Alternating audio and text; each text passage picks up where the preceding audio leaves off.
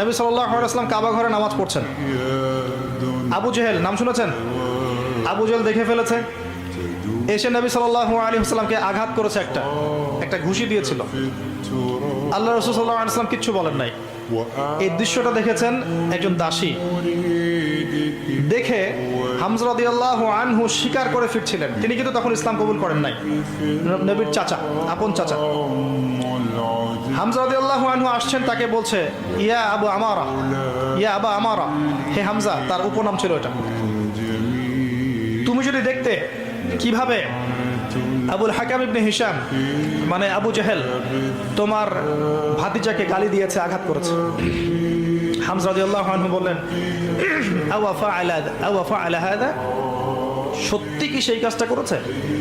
তখন এই দাসী বলছেন ই ওয়া রব্বি, আল্লাহর কসম সত্যি এই কাজটা করেছে। তখন তিনি ঘোড়া ছুটিয়ে কাবা ঘরে গেলেন, গিয়ে দেখলেন আবু জেহেল দাঁড়িয়ে আছে সবার সামনে, কাবা ঘরে সবার সামনে আবু জেহেলের কলার ধরে তাকে প্রচন্ড জোরে একটা ঘুষি দিয়ে বললেন যে আতাশতুমুনি ওয়া আনা আলা দীনি, তুমি কি আমাকে আঘাত করবে? আমি নিজে তার দিনের উপরে আছি। আকুলু মা ইয়াকুল, ও যা বলে, আমার ভাতিজা যা বলে আমিও তাই বলি। রুদ্দাহা ইন ইসতাতা'তা, তোমার যদি ক্ষমতা থাকে এই ঘুষি ফিরিয়ে দিয়ে দেখাও। কে বলেন এই কথা?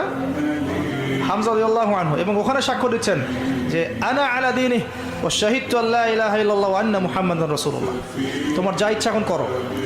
কারো বুকের কলিজা ছিল না, ওখানে হামজা রাদিয়াল্লাহু আনহুকে একটা আঘাত করে দেখায়।